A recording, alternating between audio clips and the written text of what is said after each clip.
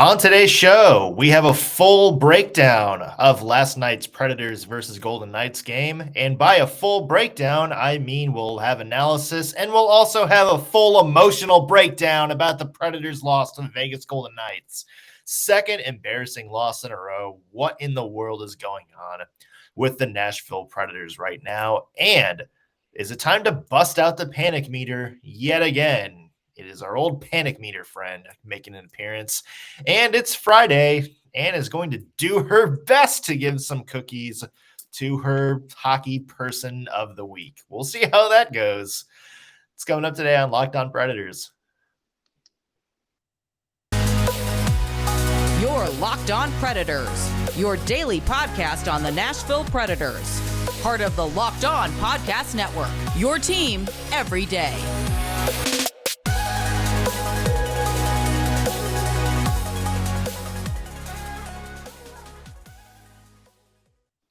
Thank you for making Locked On Predators your first listen of the day. I'm Nick Morgan. I'm a writer and editor at ontheforecheck.com, and I have a partner in crime who, like me, doesn't like staying up till 1 a.m.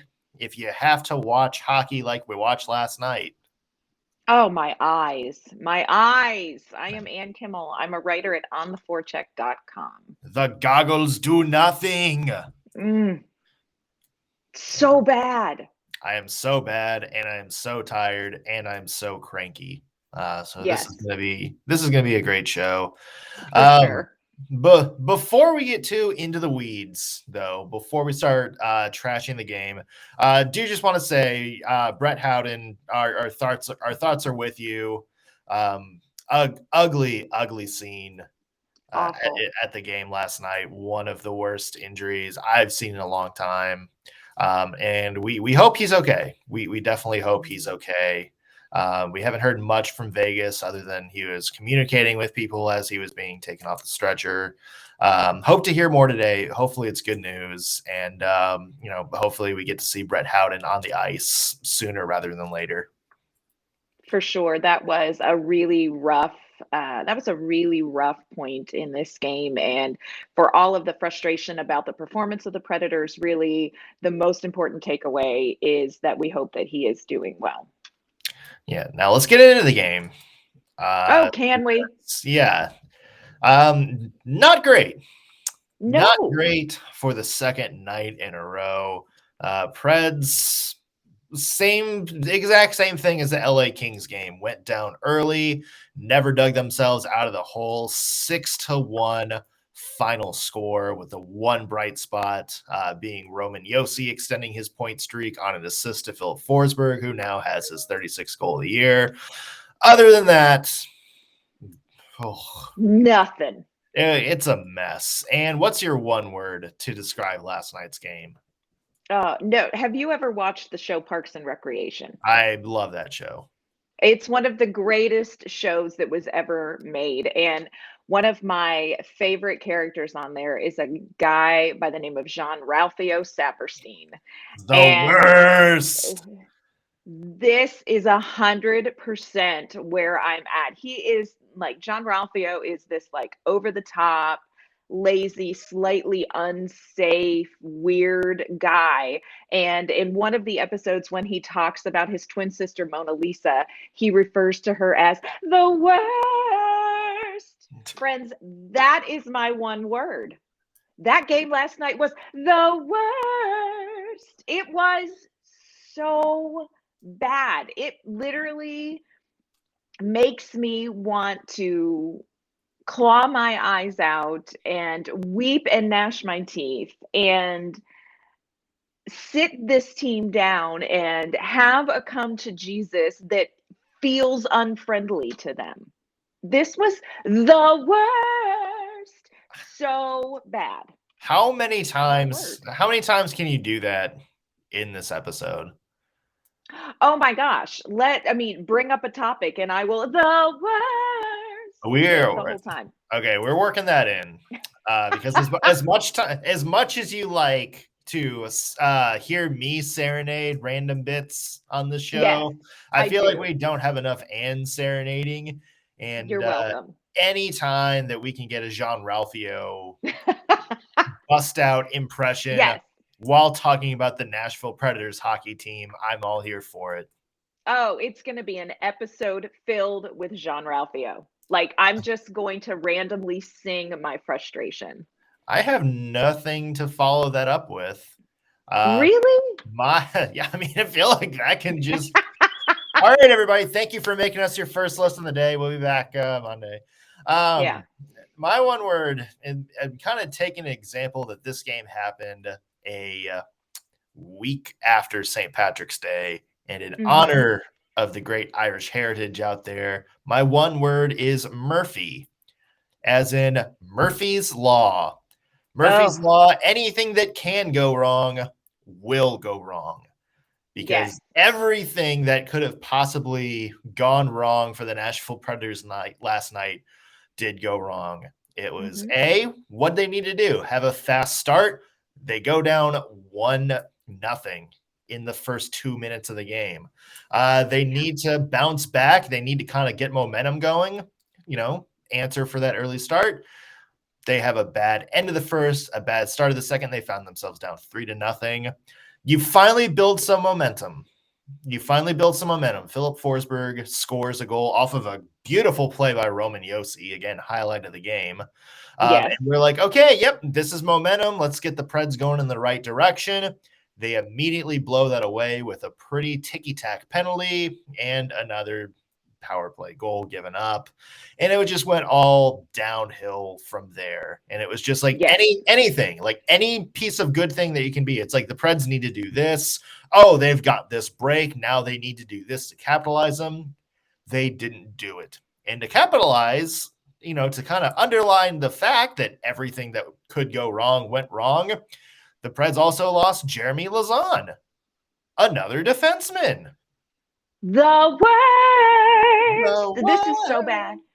Yeah. And it's just like another thing. Like we talked about the Preds being thin at defense already because of injuries, and guess what happens? The guy you bring in to help address that depth issue then gets hurt. Yeah. Take it away. The worst. Come on. It's so bad. The one that got me, the stat that really makes me Jean-Ralphio just over and over, is that UC Saros faced 50 shots. 50. 50. Yes. That is just preposterous, and yet very on brand for how this game went. Yeah, like they didn't even look in it. Like there was never a point. That's happened the second game in a row now where the Predators never looked in it. You go back to some of these losses while the Preds have kind of been having their down stretch or their fall to earth, whatever you want to call it. The Philadelphia game, the Seattle Kraken game a couple of weeks ago, some of these other kind of ugly losses. And you look at it and say, you know what? This was the Preds. They had a chance to win it, and they just had a lot of dumb mistakes that cost them. Right. That hasn't been the case the past two games. This isn't, the Preds had control and just did a couple of things that kind of ruined it. The Predators were never in either of these last two games. They were outplayed. They looked completely out of sorts. That, to me, is damning. And I keep going back to the one Matthias Ekholm quote. We've mentioned it a few times, but back when he was talking about the streak, the Preds kind of down streak for a while, he's like, we're playing good. There's just, one or two things we need to address. And I feel like that's better than, something inertly wrong with your game. The past two games brings up the point that there is something innately wrong with the Predators game over the past two games. And it's not something you can't pinpoint one thing. It's like, oh, if they just, keep control of the puck a little bit more, right, they'll get back to where they were, or fewer penalties. No, this is something wrong with the Preds game plan these past two games. Yeah, this is I love the phrase innately wrong, because what last night's game was a carbon copy of the loss to the LA Kings. they didn't come in and clean up some things and make some adjustments, but make different mistakes. This was really a carbon copy of the LA Kings loss. It was a repeat of this, and there weren't improvements in the areas that were glaringly obvious against the Kings that needed cleaned up. There weren't improvements in really any of those areas, and it's concerning when you can't turn you can't turn the page on a game and maybe make new mistakes, make different ones, mix it Yeah. up a little.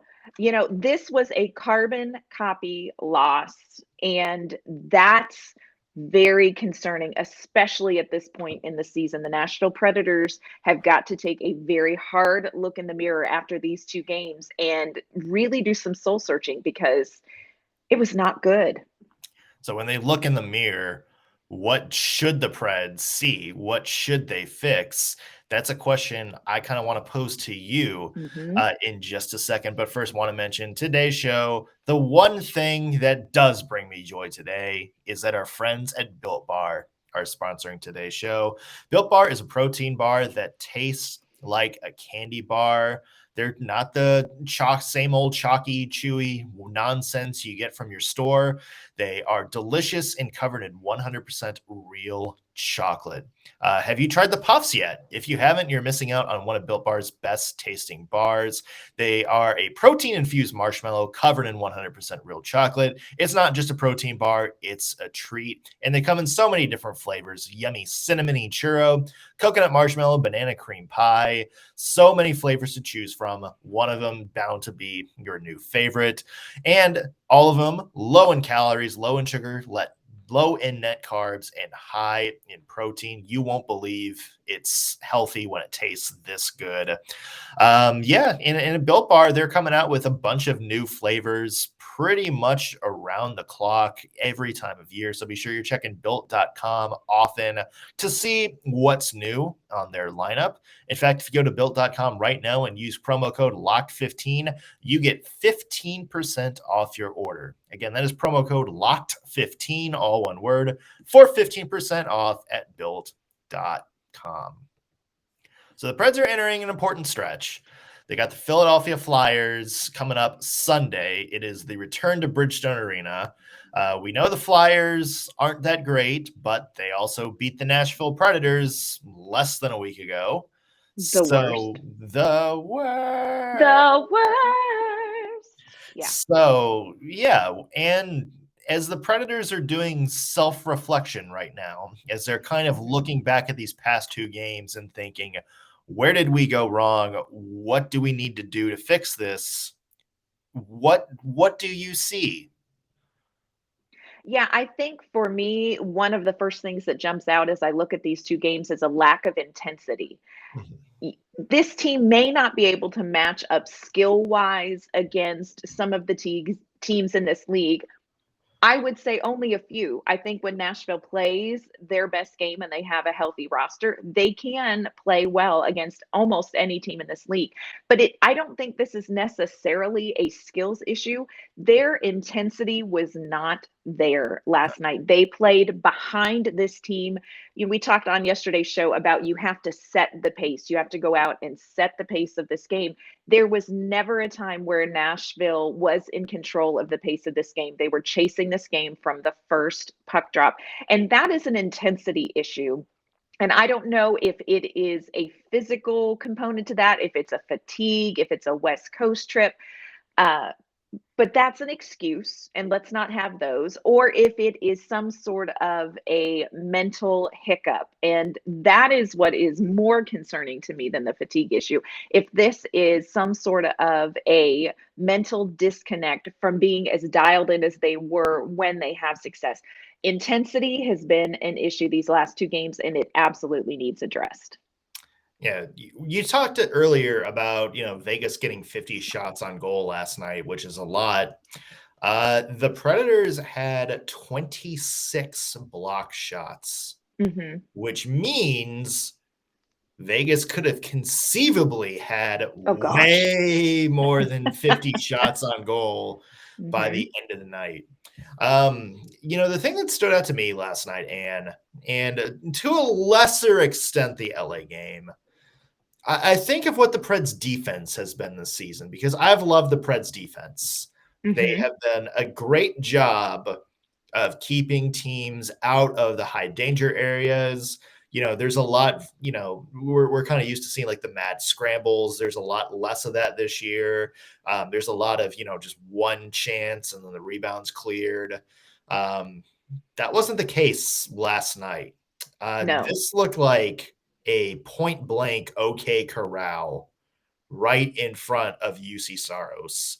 And you know what? It's funny. Any game in which you give up 6 goals and you still look at your goaltender and say, man, that guy had quite a good performance last night, is pretty damning about the team playing in front of that goaltender. Yes. And you know what? Because, we talk about the Preds' lack of depth. It's not just Ben Harper. It's not just Matt Tennyson or whoever else is kind of the B guys that are in front of the net. I counted a number of not that great plays from Roman Josi and Matthias Ekholm. Yes. A lot of sort of I'm not going to say lack of effort, but sort of like lackadaisical, getting beat to pucks, not really being in the position you should give, and that winds up leading to a very good chance for Vegas. So it's everybody. Like, you can't just point and say, oh, we're missing Matt Benning and Mark Borowiecki. I mean, we definitely are. Yes. But it's the guys that you expect to kind of be the stalwarts and step up their play when you have this many holes in your lineup. Those are the people the past 2 games that have had noticeably not good games. I don't think we can skip over or gloss over the fact that we don't have Benning and Borowiecki, and Oh, the other one not at all. is Dante Fabro, and I think we're seeing how important he is in a defense when this defense doesn't have a third pairing like Boro and Benning, but it can't be an excuse. And I'm not offering that as an excuse, but it is a concern that they just don't have healthy enough defensemen and depth at the defensive position. But I agree with you. I hate to say it. I love him like a brother, but Matthias Ekholm, my Swedish friend, he did not have a good game last night.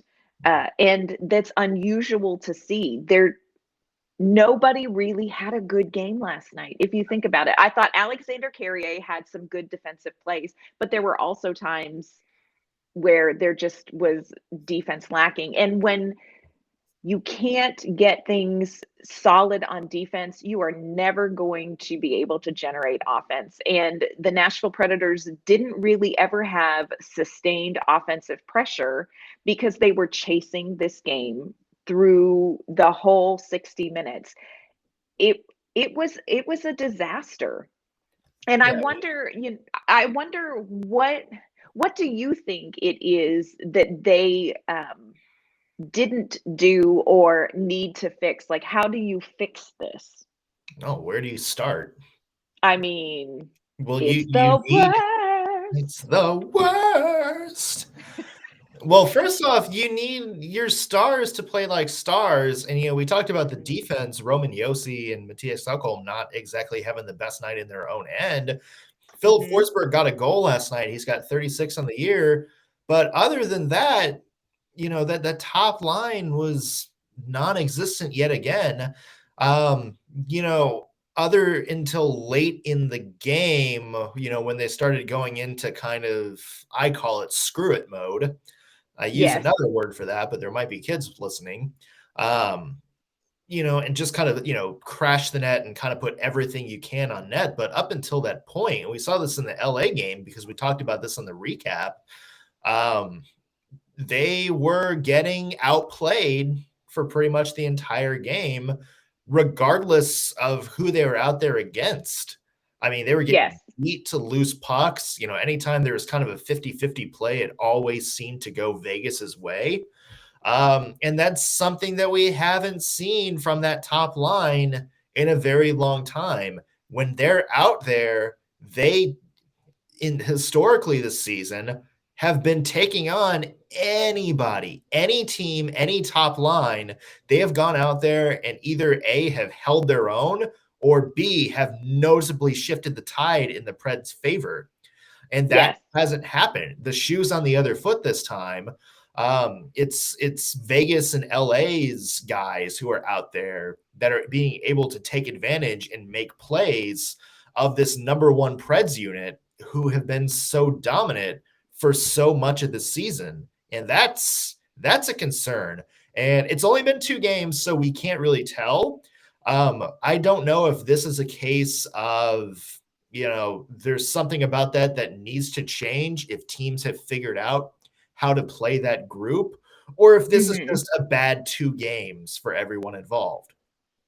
Yeah, and it's very, I struggled with this too, because I'm like, you don't want to overreact. It's 2 games. But for me, the red flag is the way that these games were lost and the fact that they were there. It looked like Nashville just didn't make any adjustments. And that's concerning, where you need to fix something, but you didn't. And that makes me want to panic a little bit more. The other thing that I noticed was absent last night was that sort of reset play when you have the herd line out there. And now Tanner Jeannot was not in the game last night. He was there for warm-ups and then was taken off the ice, taken to the airport, and flown back to Nashville for the birth of his first child. So shout out to Tanner Jeannot. We're excited for you. Sex, Tanner. Yeah. Oh, ew. The worst. That was horrible. No, it's a beautiful continue. Okay. Continue. Anyway, yep, can't get out of this one. Good. But usually when you send the herd line out there, they sort of reset when the Predators kind of get off kilter and kind of get away from their game. Now, they may not necessarily score, but they sort of reset and get back to that style of play. And there just was none of that with the herd line last night either. And I feel like the Predators couldn't get back to their game. It's like they forgot what they needed to do to execute. Really rough game. I mean, gosh, it was bad. Yeah. It was no, go ahead.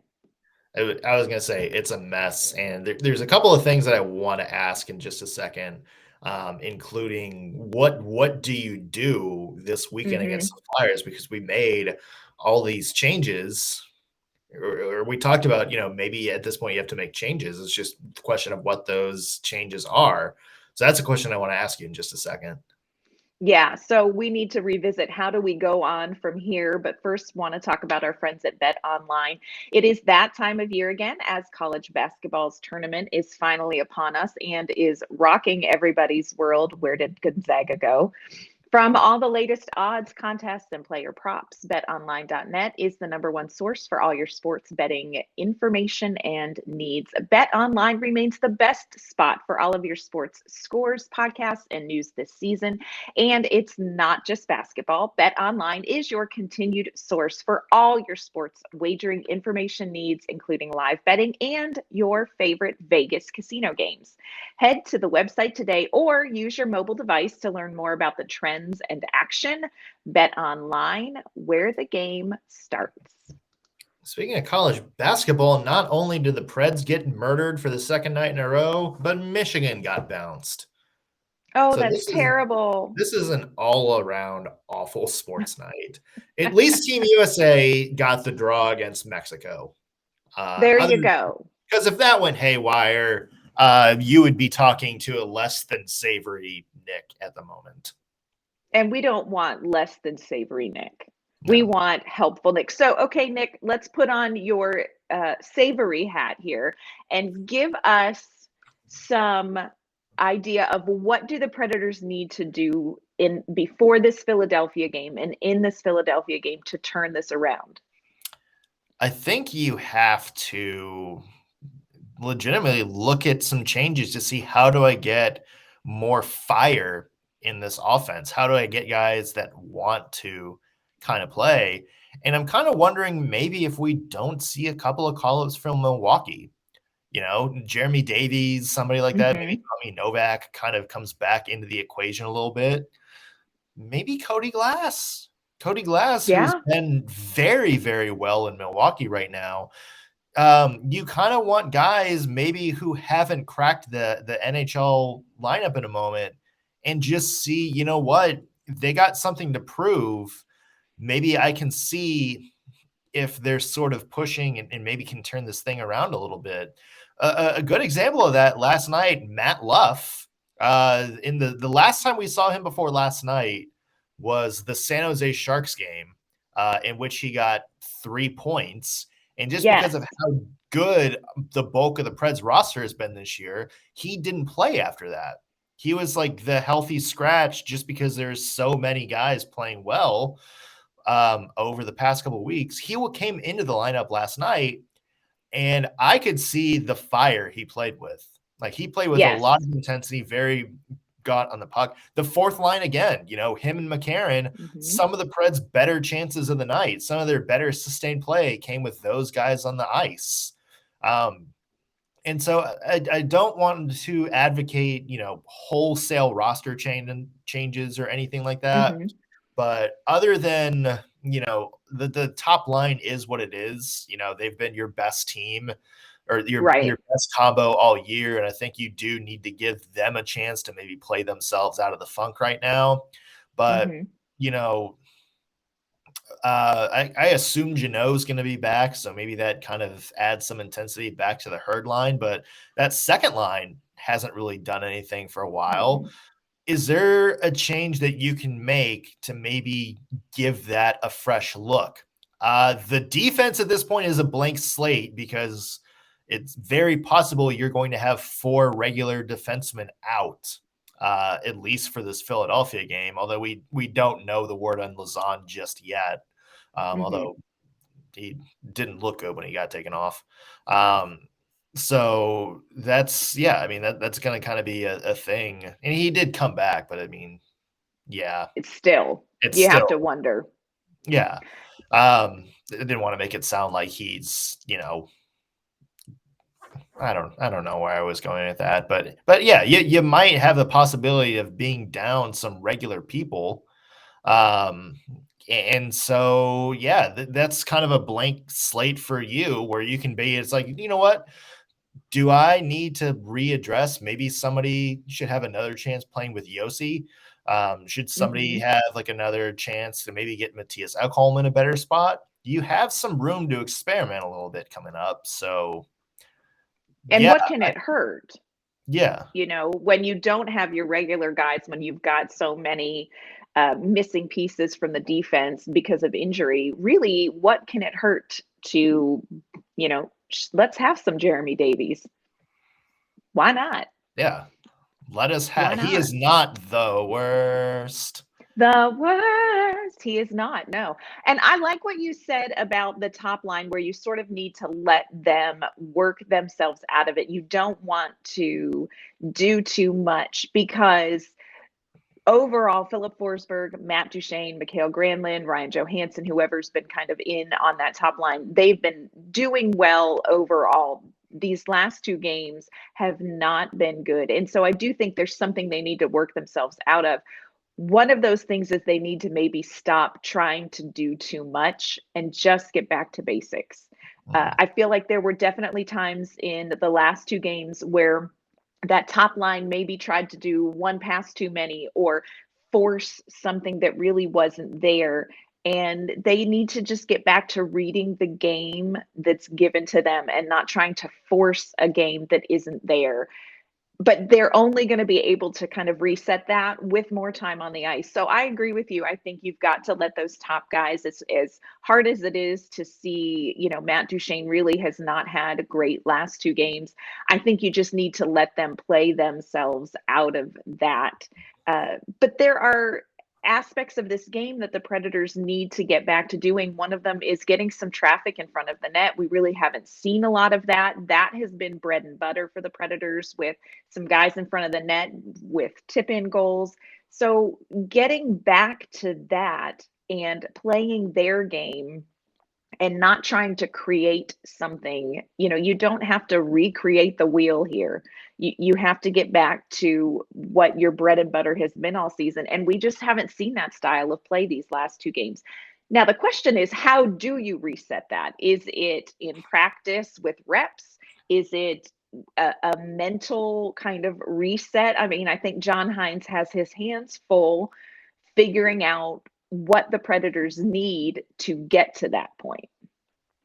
Yeah, and like I said, he's probably got an opportunity for maybe a blank slate here coming up because you have so many guys, especially on the back end, out with injuries, and you have so many people kind of in your middle six right now whose impact really isn't being felt. Yes. Really in any aspect of the game right now. So I do think, if you're John Hynes, you have to have an opportunity to maybe freshen up some parts of your lineup. Phil Tomasino is a guy who I think has been playing great the past couple of weeks. I think they just need to go ahead and make him your full-time second line winger and not just as kind of a temporary fill-in guy. He's been playing well. I think he's somebody you need to move in there. Luke Cunnin. That's a rough one. That's a rough one. Ellie Tolvanen, disappointed in him as well. So I think you kind of need to, obviously Hynes is a guy that trusts his players and really wants to bring the best out of his players. But I think you kind of need to make some executive decisions here and be like, you know what, we've got to do something drastic. If we want to get into this playoff hunt. And John Hynes is not afraid to do that, which is good to see. We've seen that in the previous seasons. He is not afraid to alter ice time based on performance. So I wouldn't be surprised to see something like that happen. Yeah, well, we'll see what happens. We have a game, a afternoon-ish, early evening. I don't know what you call 5 o'clock on a Sunday night. Dinner-ish time. Supper time. Supper time. This is when you start filing into the Golden Corral. Yes, exactly. Yeah. Well, they're back home. They're back home at least. They got the Flyers on Sunday. Tuesday they have the Ottawa Senators at home, which the Senators are another team who are playing better than their record would seem to indicate. And then you got the Buffalo Sabres on the road Friday. And if the Preds don't come out of this week with 5 out of 6 points, it's trouble. It's trouble time for the Nashville Predators. Yeah. Oh, we burn it down if they cannot come away with some points from those 3 games. I mean, that is at this point in the season where the Predators are in the standings against the opponents. And again, these are teams that the Predators should be able to beat. If they're not able to do it, you're looking at a bigger problem, and it's going to be one that may keep them out of the playoffs if they're not careful. Yeah, we'll have to see what happens. Of course, Monday we'll have a full recap of that one. It is Friday, and we want to end on a positive note. It's cookie time, is it not? It is. It is cookie time. And we are, of course, Hocktomists, if nothing else. We are hockey optimists. So we will end on the bright spot of the week.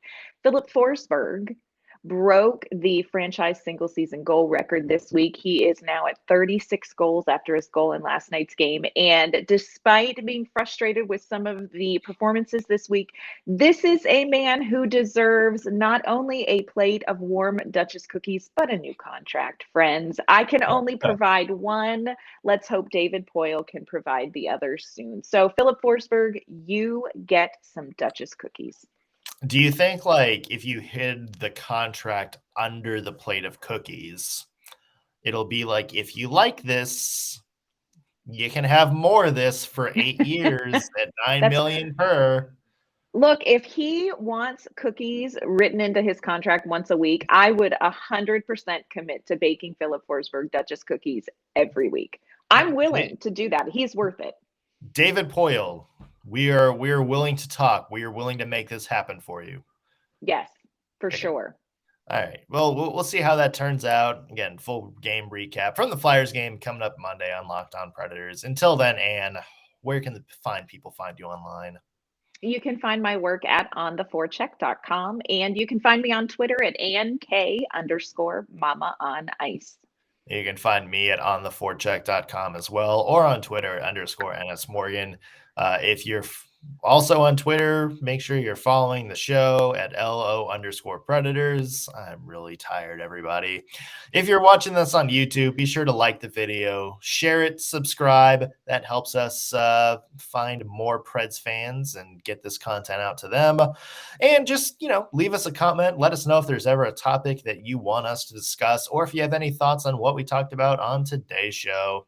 That's going to do it for us here on Locked On Predators. Thank you for making us your first listen of the day. Every day this week, everybody. We will be back Monday with more Predators something. We'll see how the weekend goes. Take care, everybody.